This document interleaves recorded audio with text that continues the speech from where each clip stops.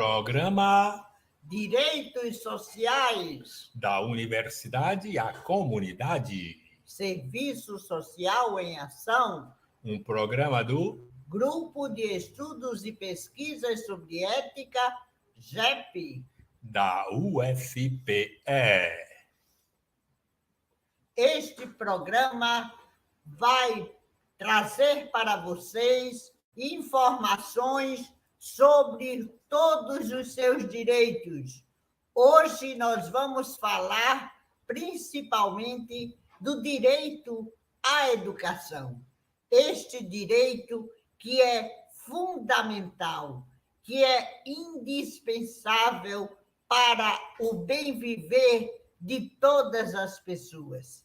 Saber ler, conhecer a história, conhecer a ciência, ter acesso a uma leitura, a uma informação científica, é direito de todas as crianças, de todos os jovens, de todos os adultos e de todos os idosos.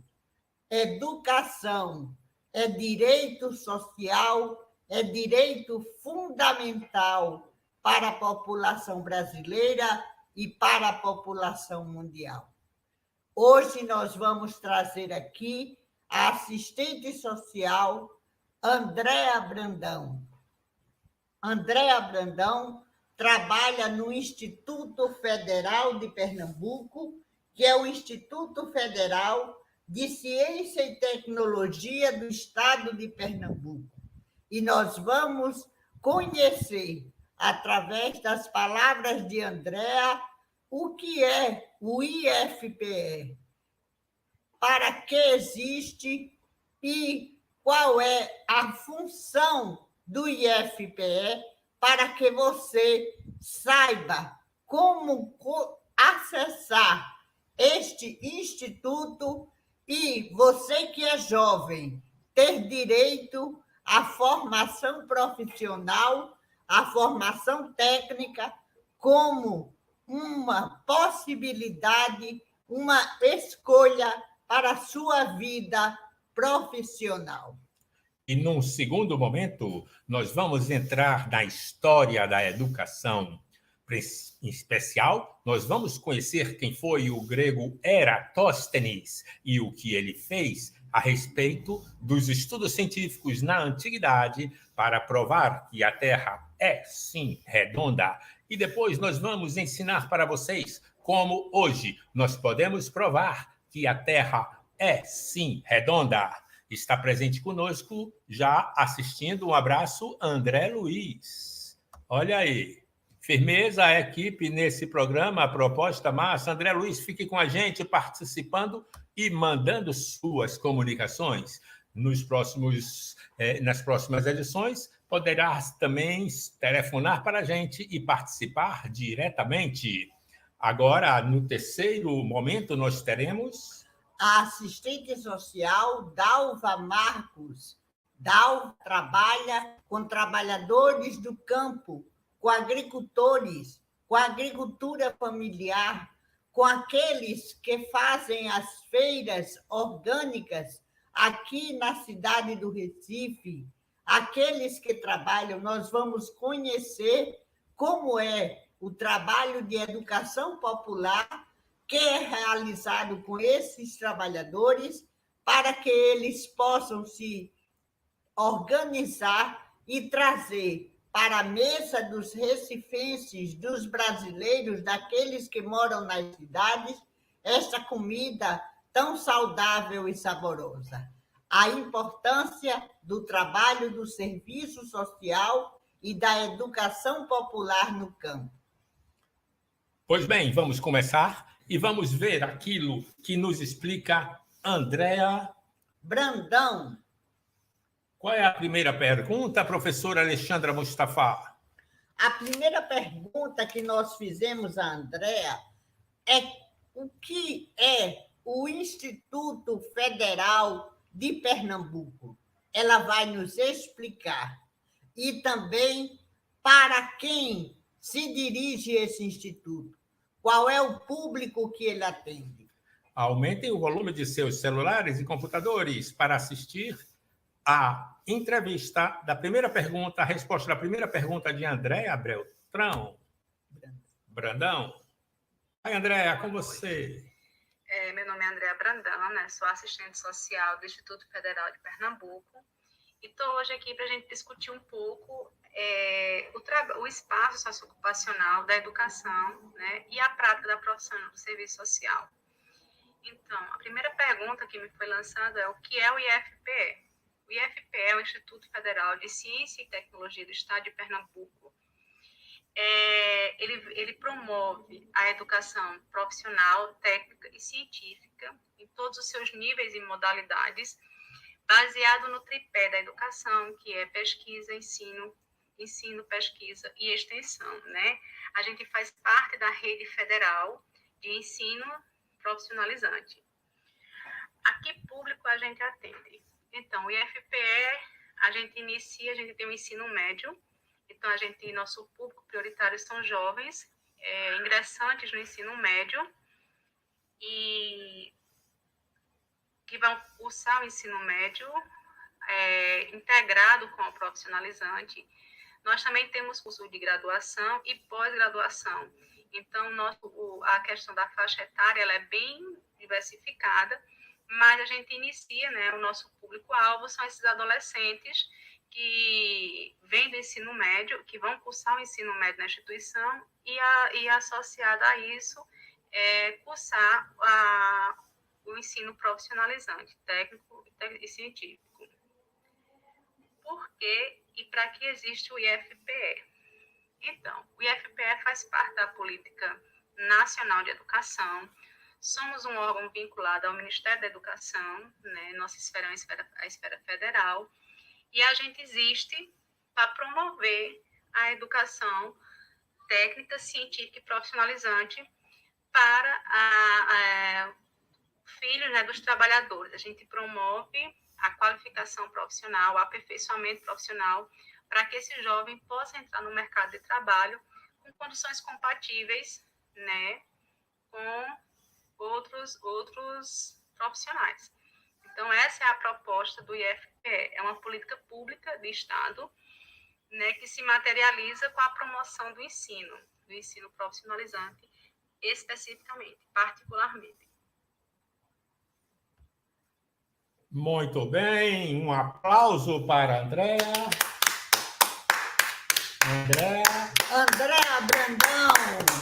Muito obrigada, Andréa Brandão, por nos informar e informar a juventude essa possibilidade de acessar a uma formação técnica, a uma formação profissional, através do Instituto Federal de Ciência e Tecnologia de Pernambuco.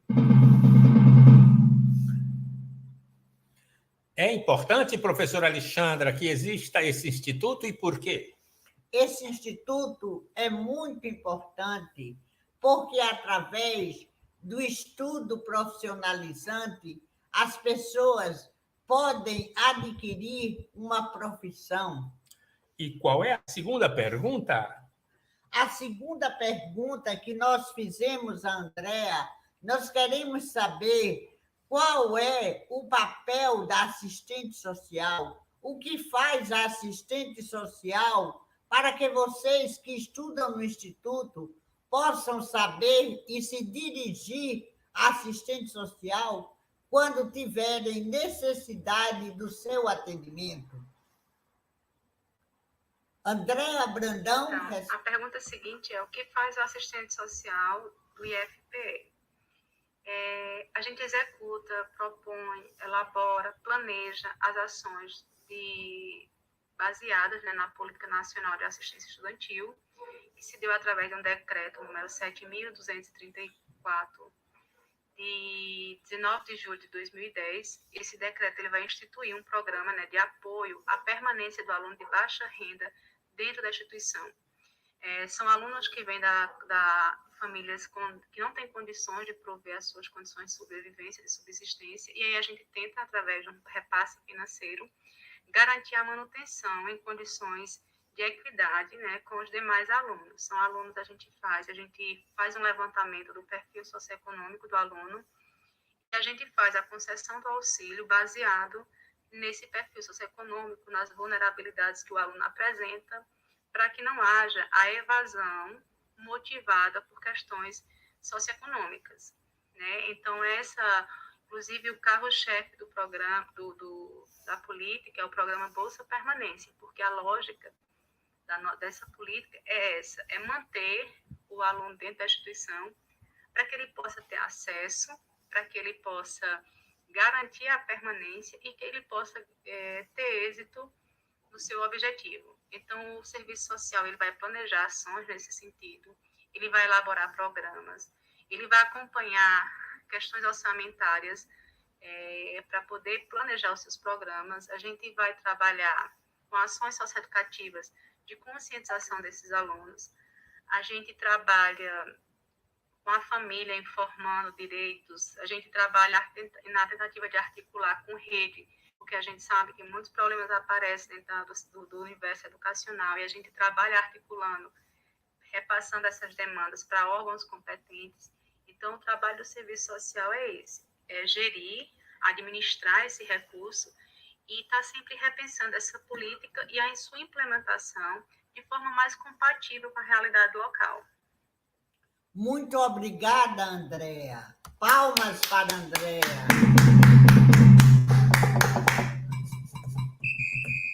Então, Professora Alexandra, é importante isso que ela explicou? Muito importante. Qual a importância que isto tem para o trabalhador e o jovem trabalhador? É importante que o filho do trabalhador, o próprio trabalhador, saiba que se entrar no IFPE, ele vai ter um suporte financeiro para não deixar de estudar, para se manter estudando, vai ter uma ajuda financeira e a sua família não estará desarticulada, estará sendo observada e acompanhada nas suas necessidades junto às assistentes sociais. Muito bem, muito bem. E qual é a próxima pergunta que foi feita para a Andréa? Para Andréa Brandão, quais os programas e atividades que o IFPE desenvolve? Então, a pergunta seguinte é quais são os programas e atividades que o IFPE desenvolve. A gente tem alguns programas, né, mas dentre eles o que eu gostaria de pontuar, porque é o nosso carro-chefe, devido à sua robustez orçamentária, né, grande parte do nosso recurso financeiro da assistência estudantil é direcionado para a execução desse programa. A política prevê que 60% seja encaminhado para esse programa e também pelo seu caráter, né, de garantir a permanência de forma contínua do aluno. É um programa que se dá mediante o cumprimento de um edital. A gente publica um edital com todos os seus critérios, com todas as etapas que tem que ser feita, com todo o documento que tem que ser apresentado ao serviço social. Hoje a gente consegue fazer todo esse processo online, né?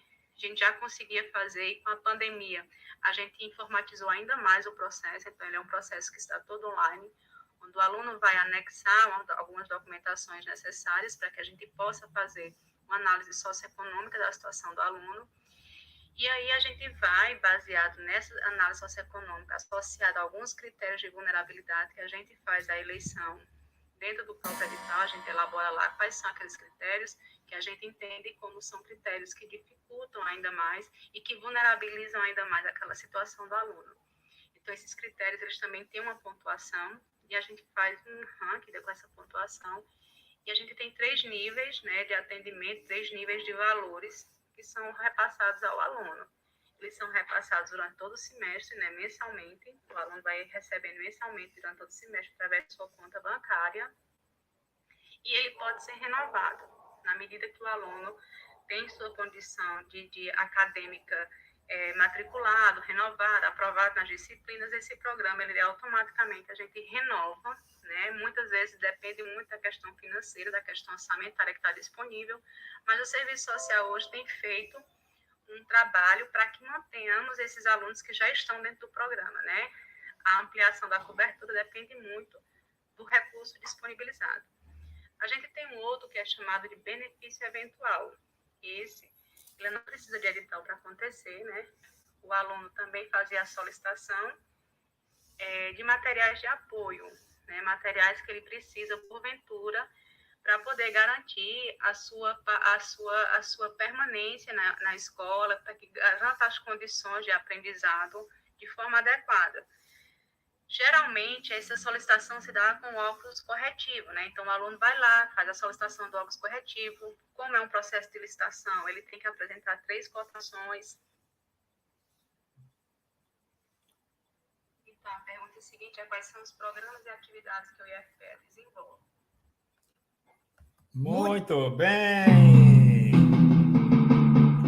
Andréa Brandão, o que achou dessas bolsas que são dadas aos alunos trabalhadores, professora Alexandra Mustafa? essas bolsas podem garantir a permanência do aluno, independente de que eles tenham que trabalhar.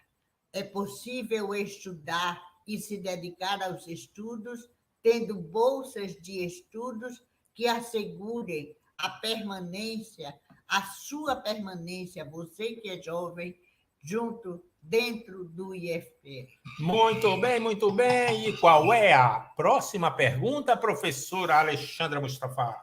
A próxima pergunta é uma pergunta que todos os jovens fazem. Como o jovem pode ter acesso a esses programas? Então, a próxima pergunta é: como os jovens podem ter acesso a esses programas, né? Então, ele precisa estar vinculado à instituição. Então, na hora que ele entra através da seleção pública do vestibular, né? E ele tem que estar com 3 disciplinas, ele tem que estar vinculado a 3 disciplinas na grade curricular. A gente lança o edital, sempre no início de cada semestre é lançado o edital, e o aluno ele vai fazer essa inscrição, o processo é todo online, vai mandar toda a documentação. A gente atende, assim, a gente tem alguns públicos, a gente tem uns alunos que a gente considera como cotista, que são aqueles alunos que na hora que vão fazer a inscrição, né, já apresenta toda a documentação, né, vem de rede pública, a renda inferior a 1/4 do salário mínimo. Então, esses são nossos alunos prioritários. Quando ele entra dentro da instituição, ele já entra com o acesso ao Bolsa Permanência. O segundo público são aqueles que já têm benefício social, porque a gente pressupõe que já passou por uma avaliação socioeconômica e que se encontram numa situação de apto ao recebimento do recurso. E a terceira modalidade é o público em geral. A gente abre para todo mundo o processo, o aluno vai lá e se inscreve, e a gente vai fazer essa análise socioeconômica, levando em conta os critérios de vulnerabilidade e levando em consideração a renda. A renda não é o único fator determinante, ela é um fator bem preponderante, mas não é o único determinante. A gente leva outros critérios, como a questão de gênero, quem mantém a família, o nível de escolaridade dos membros da família, a quantidade de membros dessa família. Famílias mais numerosas, a gente tem sempre uma preocupação maior, famílias com idosos ou com crianças. Então, esse é um público que a gente tem uma certa preocupação. Quanto aos outros programas, o benefício eventual, né, qualquer aluno que esteja inserido dentro desse perfil de renda e de, no mínimo, 3 disciplinas, a gente concede. E o auxílio emergencial, a gente avalia a situação de cada qual. Mas quando o aluno ele já está vinculado ao Bolsa Permanência, o acesso a esses 2 outros programas fica bem mais fácil, porque a gente já conhece a realidade do aluno, já é um aluno que a gente chama aluno nosso, que a gente já conhece a dinâmica familiar, que a gente já conhece a dinâmica socioeconômica desse aluno. Então, é um aluno que fica mais fácil para a gente entender, né, a situação pontual de adversidade que acontece e conceder ou não o benefício. Então, o acesso, né, se dá na medida que ele está vinculado à instituição, que ele tem, no mínimo, 3 componentes. Muito obrigada, Andréa. Vocês veem jovens, aqueles que deixaram de estudar por uma necessidade financeira, foram obrigados a trabalhar, sabem que agora, no Instituto, tem o A Bolsa Permanência tem um benefício eventual que faz com que vocês continuem estudando. Então, não deixem de estudar porque precisam trabalhar. Palmas! Muito bem!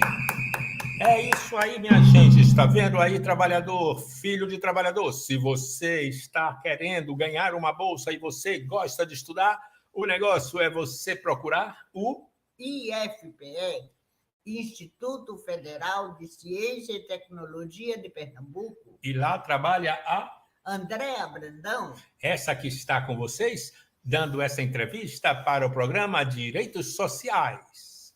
E agora nós vamos passar para a última pergunta. Qual é a última pergunta? A última pergunta é exatamente sobre a orientação que Andréa daria para a juventude, para hoje, como o jovem pode ampliar o seu direito à educação. Muito bem, jovens, fiquem ligados, porque lá vai o conselho da grande assistente social, Andréa Brandão. Essa última pergunta que orientações você daria para a juventude hoje para ampliar seu direito à educação? Eu até me emocionei um pouco, né? Porque passa um filme na nossa cabeça. Mas eu diria isso, que a gente precisa se apropriar do espaço público para chamar de nosso. Mas não o nosso para não valorizar, mas o nosso para a gente lutar, para a gente brigar, para a gente disputar, para a gente ampliar esse espaço.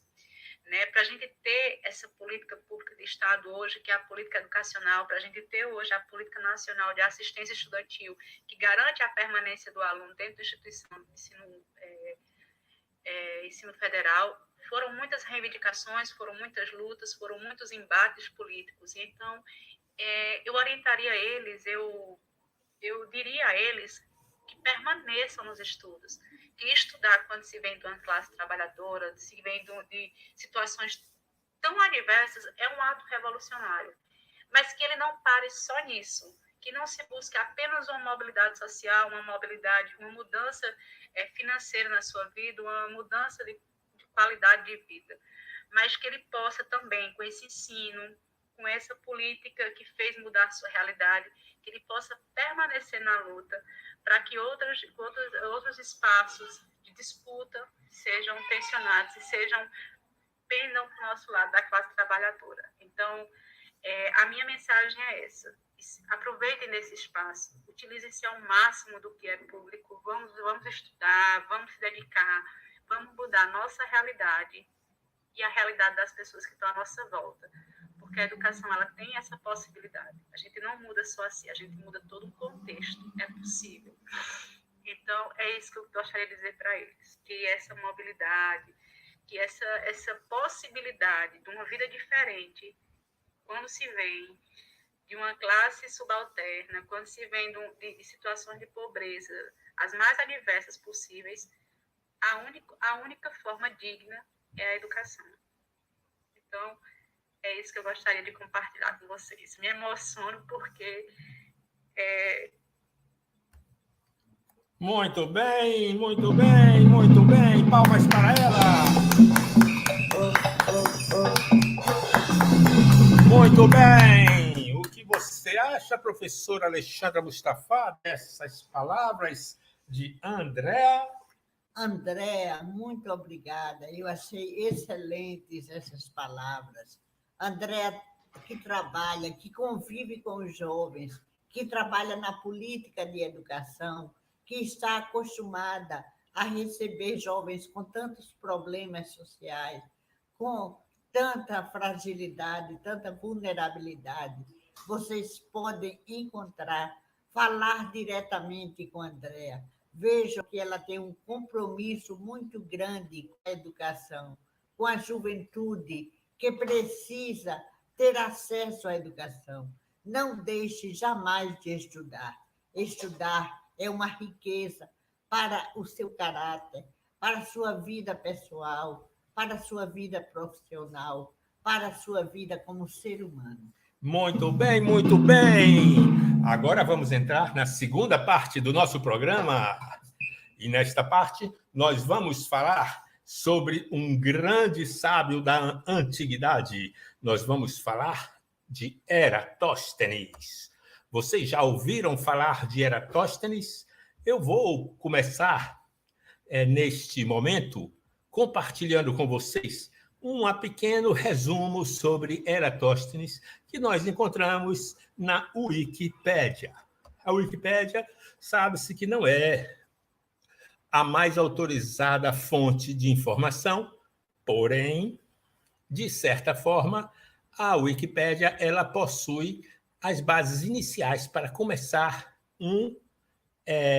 uma pesquisa, porque a partir dali você tem as perguntas, as dicas para que você possa se perguntar se interessa ou se não interessa. Considerando que nós estamos vivendo um tempo de emburrecimento geral promovido pela direita, nós temos uma importante missão que nos foi deixado pelo grande Paulo Freire, que é levar o desmascaramento da mentira e o esclarecimento da verdade histórica. E esse programa, nós temos, sim, um momento importante da verdade histórica. Vamos ler juntos sobre Eratóstenes, né? Eratóstenes, em grego, que se fala Eratóstenes, nasceu em Cirene em 276 a.C. e morreu em Alexandria em 194 a.C. Entendam, se você pensa que o mundo começou quando Cristo nasceu, você sabe que não, porque teve José, teve Maria, teve Estrelinha, então é lógico que já tinha gente antes de Cristo. Até na Bíblia mesmo, Moisés, né? Jacó, Isaac, aquilo é bem antes de Cristo. Mas Eratóstenes estava ali nos 276 até os 194. Ou seja, é um período que é chamado o período alexandrino, o período pós-Alexandre o Grande, que foi o imperador, que foi um grande conquistador macedônico, que no futuro nós vamos chegar a ele. Mas quem foi Eratóstenes ali, naquela época, naquele período alexandrino, que morreu em Alexandria? Por que ele morreu em Alexandria? Porque lá tinha a biblioteca de Alexandria, que era o centro da maior inteligência do mundo da época. Então, ele foi um matemático, ele foi um gramático, ele foi um poeta, ele foi geógrafo, ele foi um bibliotecário da Biblioteca de Alexandria, ele foi um astrônomo da Grécia Antiga, conhecido por calcular a circunferência da Terra. A circunferência da Terra. Estão vendo aí escrito? Ó, a circunferência da Terra. Pois bem, o que é a circunferência? É a prova de que a Terra é redonda. Os direitistas e os mal-educados estão dizendo que a Terra é plana, mas não caiam nessa. A Terra é redonda e nós vamos aqui dar uma dica neste programa de como você pode fazer para conferir que a Terra realmente é redonda.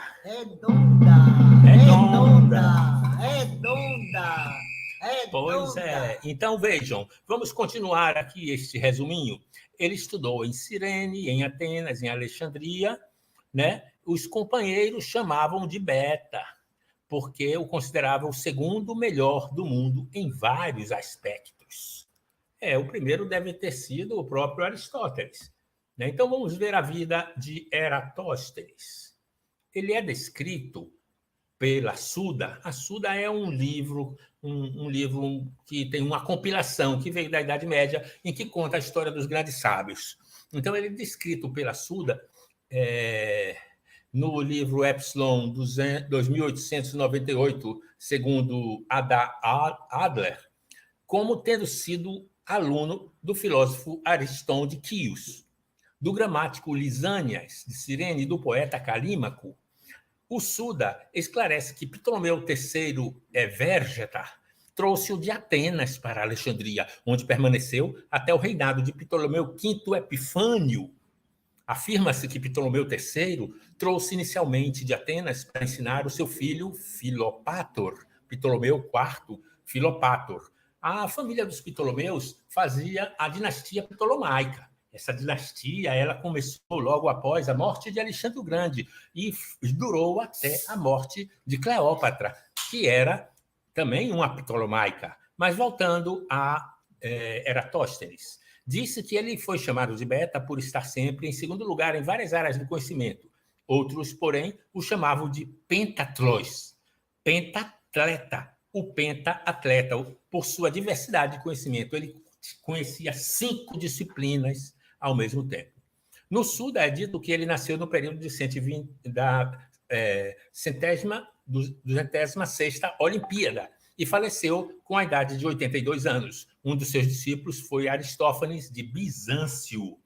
Então é isso aí, ele foi esse cara sábio. Ele tem essas obras e vamos falar da medida da circunferência da Terra. Depois vocês vão na Wikipédia e leem o resto.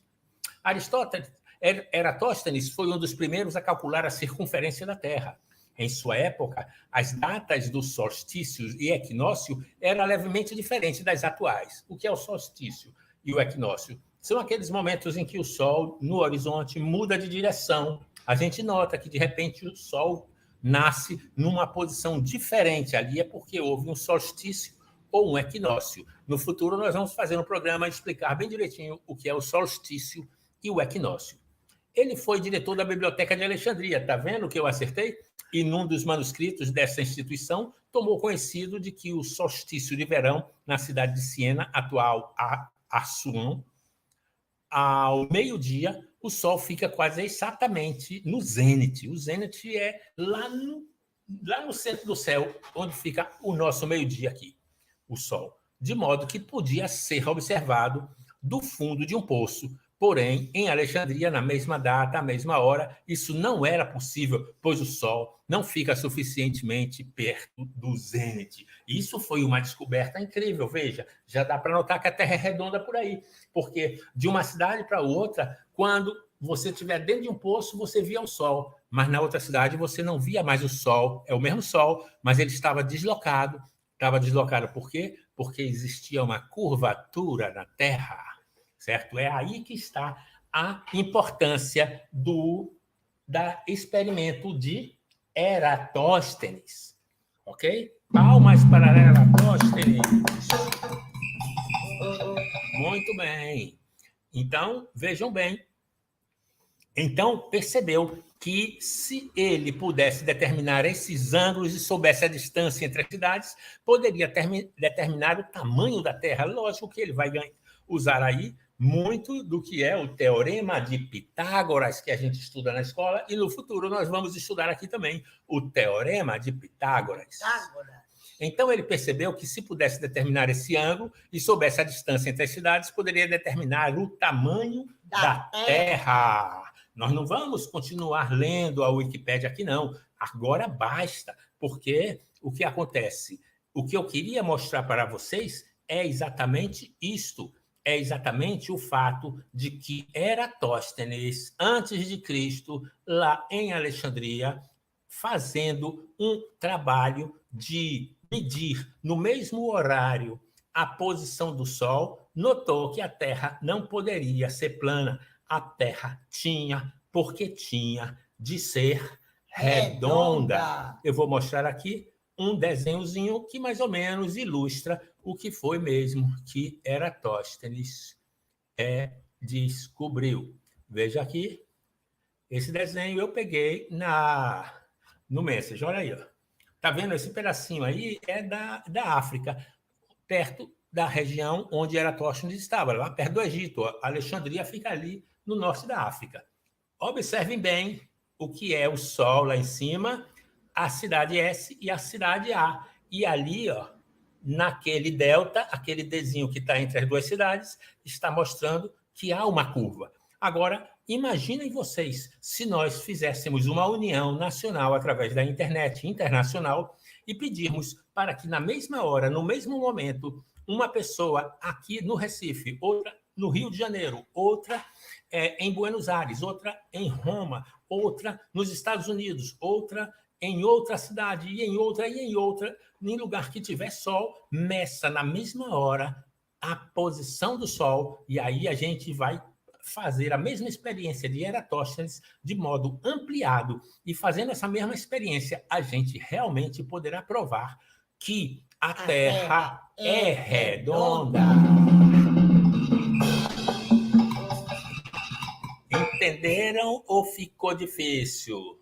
Eu já desenhei, ali foi o desenho. Olha o desenho aí de novo.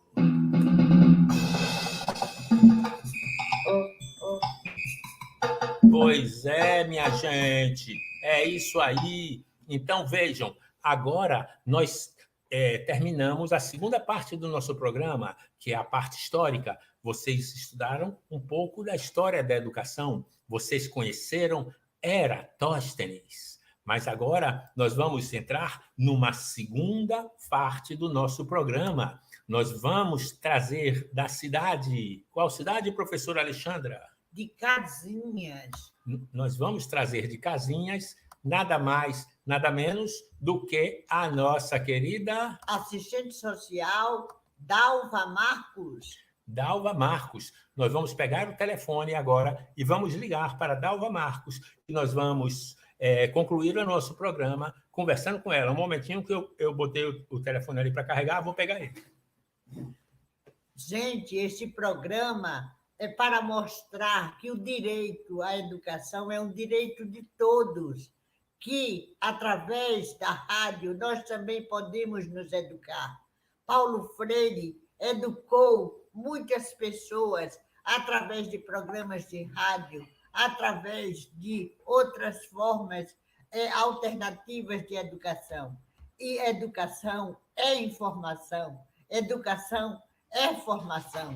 Estamos na Rádio Paulo Freire e nós queremos participar neste momento do legado, daquilo que Paulo Freire deixou para a humanidade. Você tem direito a saber que a Terra é redonda. Você tem direito a estudar no Instituto Federal de Pernambuco. Você tem direito à educação. Você tem direito a conhecer Eratóstenes.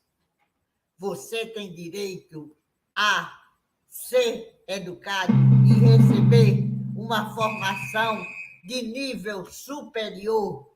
Este é um direito de todos. Um momentinho agora que nós vamos chamar Dalva Marcos.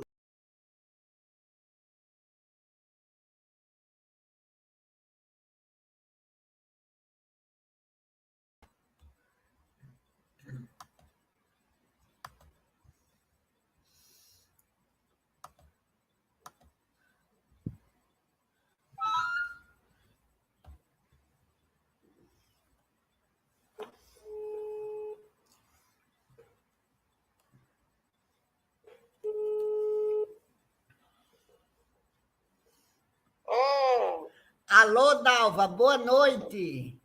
Boa noite, minha querida. Tudo bem? Tudo bem, estamos aqui no programa Direitos Sociais e queremos que você se apresente.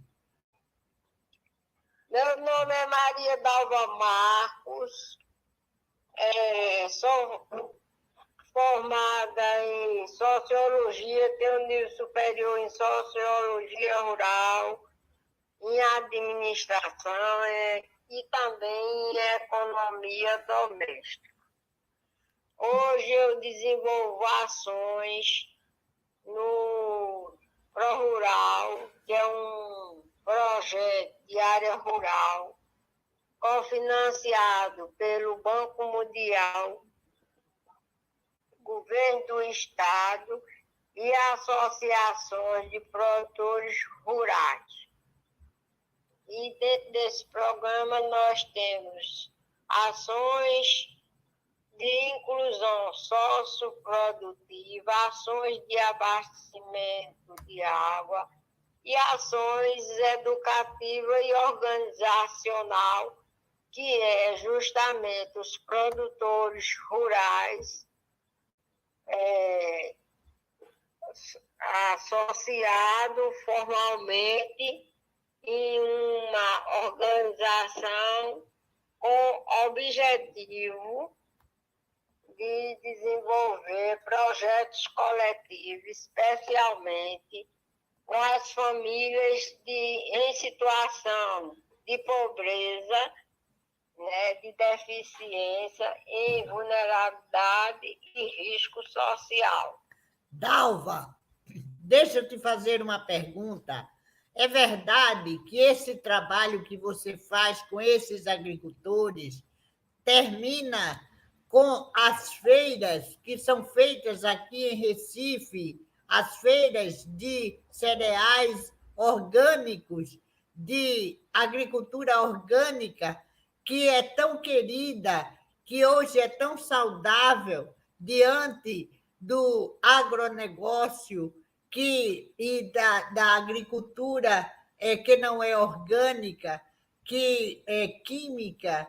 E é verdade, Dalva, que isso termina nessas feiras? Como é esse processo? Conta para a gente. Olha, é verdade. Os pequenos agricultores que estão lá nas comunidades sociais e que são pessoas, né, que estão dentro do sistema do CAD único, que dá Bolsa do programa do governo federal, Bolsa Família, que lhe dá uma pequena renda mensal.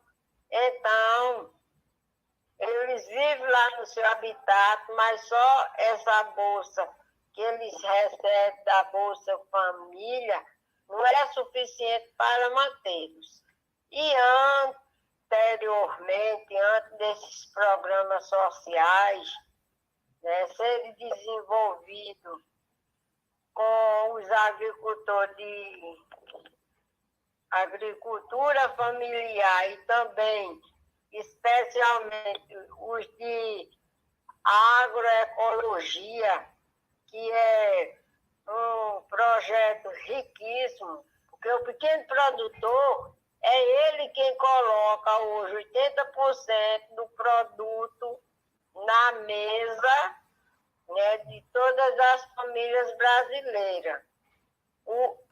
A agricultura de grande padrão, ela é, né, desenvolvida, a agricultura de maior produção e produtividade, ela é desenvolvida por uma escala de produtores rurais, mas de um outro padrão de renda que exporta toda essa produção para o exterior. Essa produção do grande agricultor, ela não vai para a mesa do brasileiro. E aí, ao acontecer esses programas que vêm para ser desenvolvido com a agricultura de sustentabilidade, a agricultura familiar, a agricultura agroecológica, que é quem está hoje colocando os produtos na mesa de 70% a 80% da população, ela passou por um processo, né, de capacitação, que, de certa forma, esse processo de capacitação torna-se um processo de formação educacional que eles passaram a perceber que antes eles produziam para o sustento, para sua própria sobrevivência. Porque quando eles produziam a mais um pouco, a produção era levada pelo atravessador, que explorava eles, e eles não tinham estímulo de perder tanta força braçal, né, e ter os riscos físicos do sol, da insalubridade do sol na sua própria pele, e vender pelo custo tão baixo. Então, com o desenvolvimento desses projetos, foi se capacitando esses agricultores, né, de base de agricultura familiar e agroecológico, e mostrando a ele que eles trabalhando com a agroecologia, eles iam tanto ter mais qualidade de vida, como também garantir a saúde da população aonde eles estavam, aonde eles iam oferecer produto para ser comercializado. E aí foi mostrar nessas capacitações para ele, de que ele se capacitando, ele estava se entrando em um processo formal educacional e que eles iam agregar valor nesse produto e ele estava tendo cuidado de não usar agrotóxico. Dalva, Que era prejudicial para a saúde da família. Dalva, quer dizer... Para vender diretamente nas feiras. Hoje já existe na regional de Surubim feiras agropecuárias, feiras agroecológicas, com lei implantada. Elas acontecem na quarta-feira. Os bancos são todos padronizados, com o nome Agricultura Agroecológica, está entendendo? Feira Estou entendendo, Dalva. Eu queria só dizer que se 80% daquilo que nós consumimos, principalmente na área urbana, vem desses agricultores, da agricultura familiar, porque a grande agricultura, o agronegócio, produz para fora do Brasil, não é? Na minha fala, eu percebo isso aí. E você tem um trabalho educacional, não é, Dalva, com essa população. Com essa capacitação, aí eles passaram por um processo de formação educacional. Para entender isso, né? E a se valorizar. Eu acho que é importante esse programa, porque ajuda a gente a entender a importância do agricultor brasileiro, a importância do camponês, a importância da agricultura familiar e a valorizar essas feiras. Não é verdade, Dalva? É verdade. Isso, Dalva. Muito obrigada. Você trouxe a vivência de uma socióloga que trabalha no campo, que continua o trabalho do pedagogo Paulo Freire, através da sociologia, do serviço social, através desse seu trabalho educacional.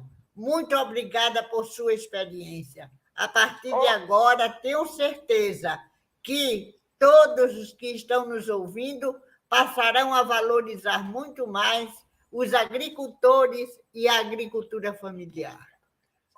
Alexandre, acrescentando, dentro da agricultura familiar, também existe um programa de governo federal, né, que também tem contrapartida do governo do Estado, que é o PAA, Programa de Aquisição de Alimentos.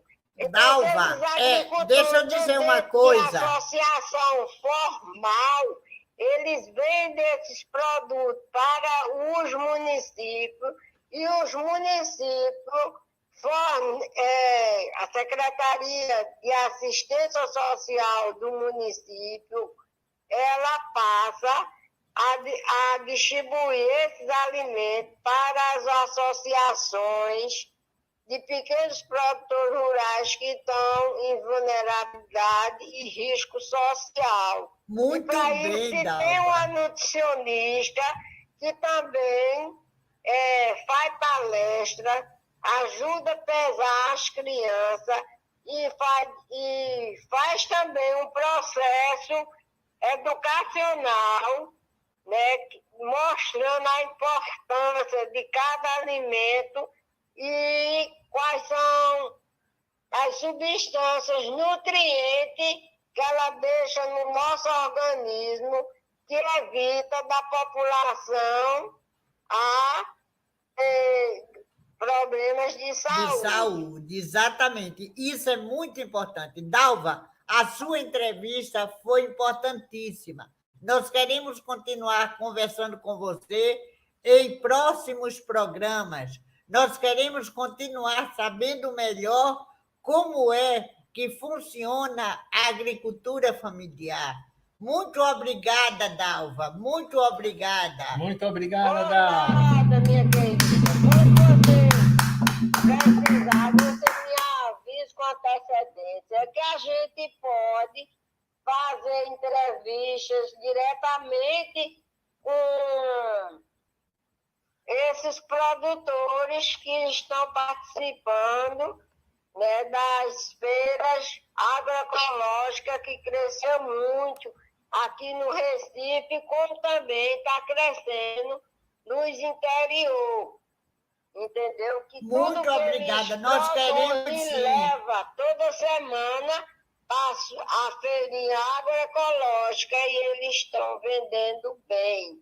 Nós e também queremos deixar de ser entrevistar. explorado. Uma coisa muito interessante era que o atravessador explorava a mão de obra do agricultor e eles não tinham autoestima de ser reconhecido o trabalho braçal e o suor que eles derramavam, e o problema de insalubridade solar, né, que eles tinham também, e era tudo. E quem tinha vantagem e tinha aumento de renda era o atravessador, que chegava com dinheiro para comprar Certo. muito defasado os produtos deles, que não dava autoestima deles desenvolver Deles se essa valorizarem, agricultura né, sustentável. Deles se valorizarem. Dalva, nós vamos querer você no próximo programa trazendo esses agricultores. Um tchau para você. Muito obrigada. Boa noite, porque nós estamos no horário final do nosso programa. Damos um tchau para você. Obrigado, Muito Dalva. obrigada. Tchau, valeu, parabéns. Tchau. Obrigada. Para a gente desenvolver e mostrar. Isso mesmo. Tchau. Tchau. Pois é, professora Alexandra, o que achou? Acho que hoje nós tivemos grandes assistentes sociais, sociólogos, um filósofo, um assistente social aqui, que sou eu, que também sou professora, e que nós desenvolvemos e continuamos a proposta educacional de Paulo Freire.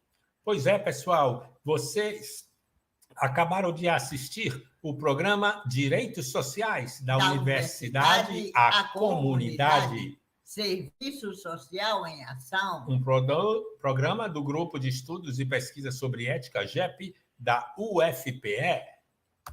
Mas antes de fecharmos, nós queremos dizer que todo o nosso programa, não esse, mas o próximo, vai ter um sorteio, e o sorteio vai ser deste lindo livro, A Pedagogia do Oprimido, de Paulo Freire. Se preparem! Quem quiser ganhar esse livro, fique ligado no próximo programa e participe do chat com comentários e perguntas, porque aqueles que participarem do chat estarão aptos para estar dentro do sorteio. E nesse sorteio nós mandaremos para a sua casa este exemplar, que está praticamente novíssimo, de Pedagogia do Oprimido, de Paulo Freire. E para terminar, vamos ler uma frasezinha de Paulo Freire.